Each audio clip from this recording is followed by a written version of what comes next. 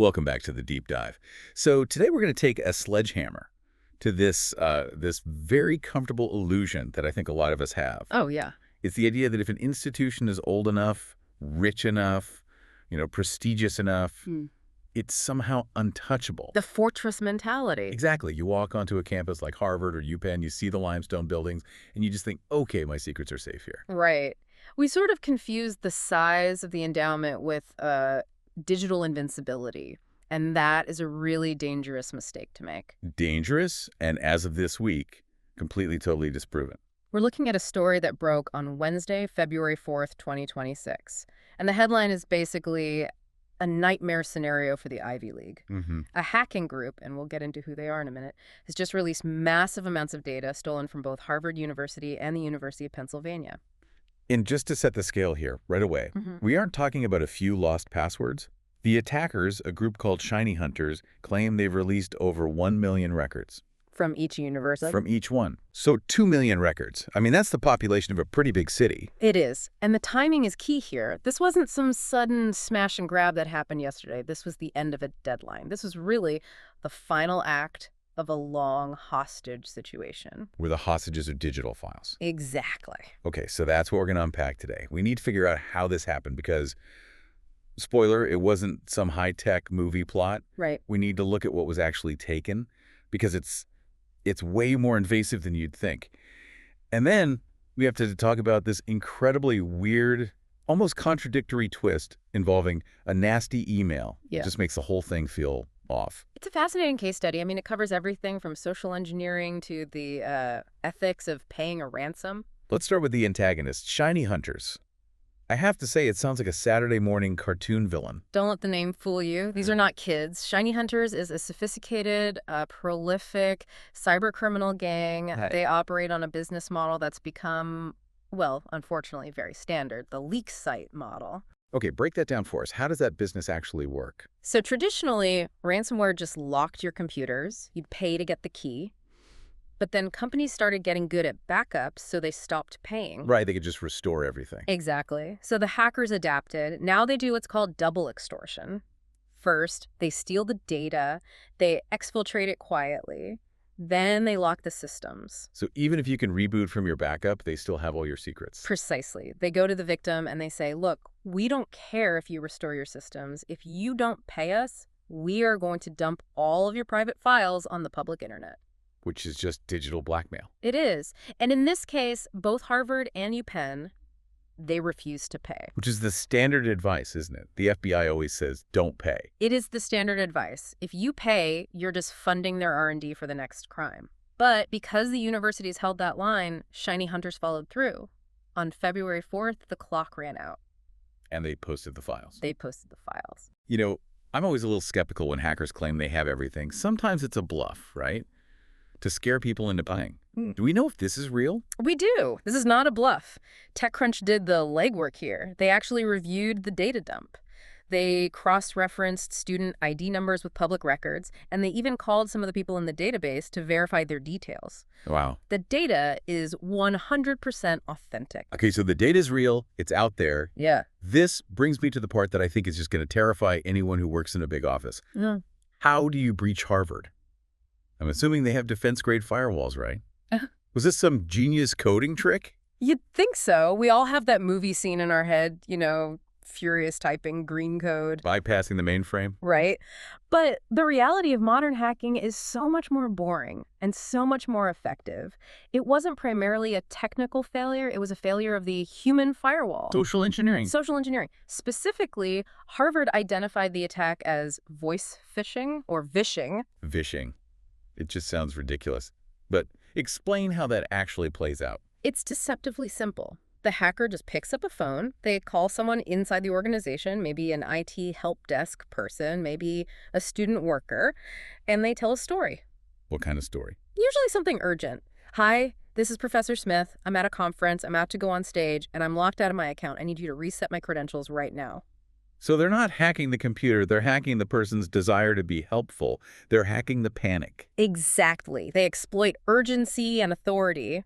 And this is where the technical piece connects, because the hackers themselves said this was related to recent attacks on Okta. Okta. That's the single sign-on portal, right? You log in once and you get access to everything. It's the master keychain. And normally that keychain is protected by multi-factor authentication, MFA, the code you get on your phone. Yeah, that 6-digit text or the app notification you have to approve. Right. So in a vishing attack, the hacker, while they're on the phone with the victim, triggers a login attempt. The victim's phone buzzes. Yeah. And the hacker says, "Oh, I just sent a verification to your device to prove it's me. Can you just go ahead and click approve so I can get back in?" Wow.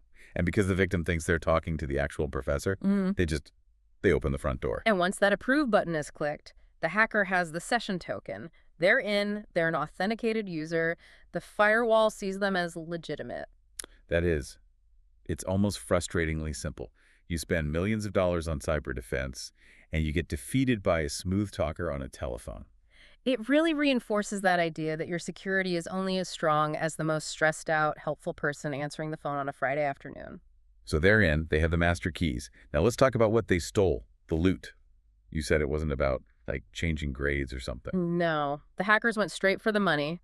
The breach was focused specifically on systems for development and alumni activities. Development. That's the polite university word for fundraising. It is. This wasn't about academic records. It was about donor records. Harvard actually admitted to a laundry list of stolen data points that, when you put them all together, create a very, very high-resolution picture of a person's life. So what kind of details are we talking about? Well, the basics, email addresses, phone numbers, but also home and business addresses. Which is a physical safety issue right there. Absolutely. But then it gets into the social graph. They stole data on event attendance. So they know who went to what gala, where you were on a specific date. Yes. They know you went to the Class of '95 reunion. They know you attended the spring fundraiser in New York. And the most damaging part, they accessed donation details. They know how much people gave. Exactly how much you gave, when you gave it, what fund it went to. They also got biographical info related to fundraising. Oof. Biographical info. That sounds like those dossiers they build on wealthy alumni to figure out how to ask them for money. That is exactly what it is. You're a high net worth individual. The university researches you. They estimate your net worth. They look at your property records. They try to figure out what your triggers are for giving money. Oh, he loves sailing. Let's ask him to fund the new boathouse. And that information is now in the hands of criminals. It is. Just think about the scam potential there. That's what scares me. It's not just that my address is out there. It's that a scammer can call me, pretend to be from Harvard, reference the last event I went to, thank me for my specific donation amount last year, and then ask for a renewal. That's called spear phishing. And with this level of data, it would be incredibly convincing. I mean, if someone calls you and knows you gave $5,000 to the fencing team last December, you're going to believe they're legit. So UPenn and Harvard alumni are basically sitting ducks for some very high-end fraud right now. That's the reality. And while UPenn was a little more vague in their public statements, the data TechCrunch looked at seems identical to the Harvard set. It's the same playbook. Okay, so Yeah.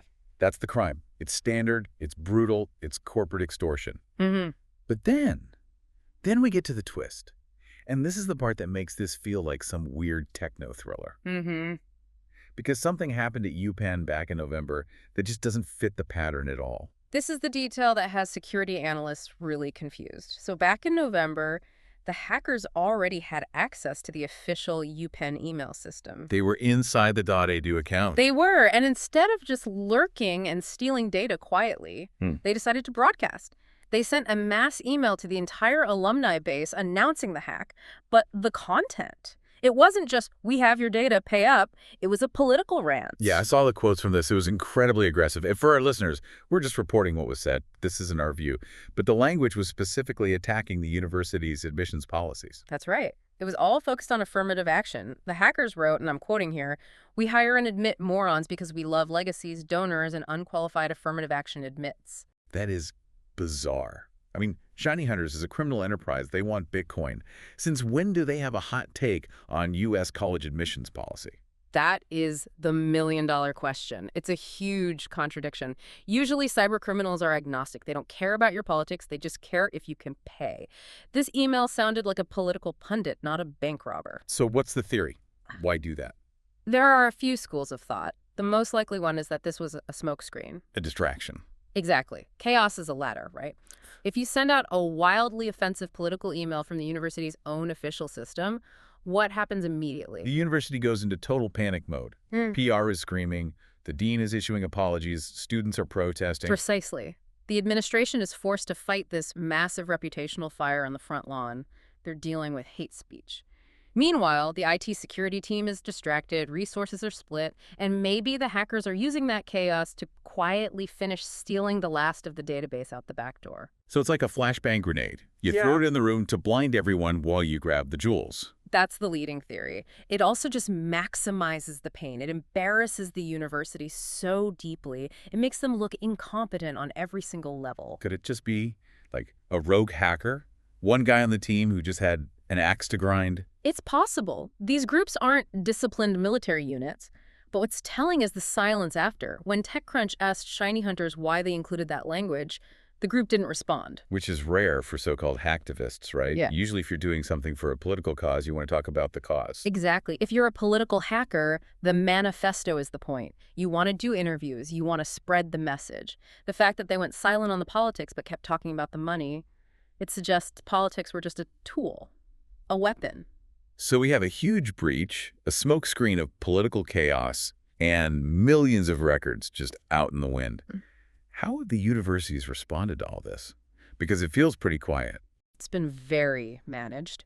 UPenn's spokesperson gave a statement saying they're analyzing the data and will notify individuals if required by applicable privacy regulations. If required. Oh, I hate that phrase. It's so lawyerly. It basically means we're not telling you anything unless a judge makes us. It's risk mitigation. They're trying to avoid a class action lawsuit. It's the bare minimum required by law. And what about Harvard? Harvard didn't respond to requests for comment about the data publication at all. They just ghosted. Complete radio silence. Which, again, might be the smart legal move.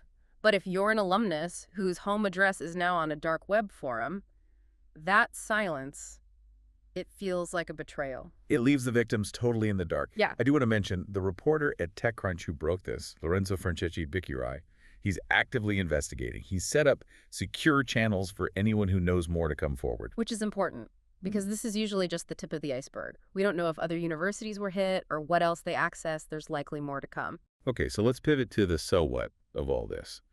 We've gone through the mechanics, but there's a bigger issue here that I can't stop thinking about. It's this whole no negotiation policy. This is one of the toughest ethical debates in cybersecurity. Right, the standard rule is we don't negotiate with terrorists. We don't pay ransoms. And intellectually, I get it. If Harvard pays $5 million, they're just encouraging ShinyHunters to hack Yale next week. It's the utilitarian argument. You sacrifice the immediate safety of this data to protect the whole ecosystem. If nobody paid, ransomware would cease to exist as a business model. Sure. Yeah. But let's look at who actually pays the price for that decision. Harvard refuses to pay. They save their $5 million. They get to claim the moral high ground. But the punishment for that decision doesn't fall on Harvard. Yeah. It falls on the alumni. That is the crux of it. The institution makes a decision, but the individual suffers the consequence. Exactly. The university administrator goes home to their secure house. Meanwhile, the donor, who was just trying to support their school, now has their net worth, their home address, and their family details exposed to every scammer on the planet. It really raises a question of stewardship. Yeah. If you're going to collect this level of intimate data on your donors, you have a moral obligation to protect it with everything you have. And if you can't protect it, then maybe you shouldn't be collecting it in the first place. Or if you do get breached, maybe you owe your people more than just a "we'll notify you if required" letter. it just feels like the no negotiation policy is a very convenient shield for these big institutions to hide behind while their own community takes the bullet for them. It's a brutal trade-off. And I think in the coming weeks, as the reality of this data dump really sets in, you're going to see a lot of angry alumni asking that exact question. You saved your money, but what about my privacy? It would certainly make me think twice before picking up the phone for the next fundraising drive. Or picking up the phone at all, for that matter. True. If there's one practical takeaway from today, it's this. If someone calls you claiming to be from IT or your bank or anywhere, and they need you to just click verify, Hang up. hang up, Hang up and call them back on a number you know is real. skepticism is your only real defense. Thanks for diving deep on this one with us today. It's a scary story, but a really important one. Stay safe out there and verify everything. We'll see you in the next deep dive.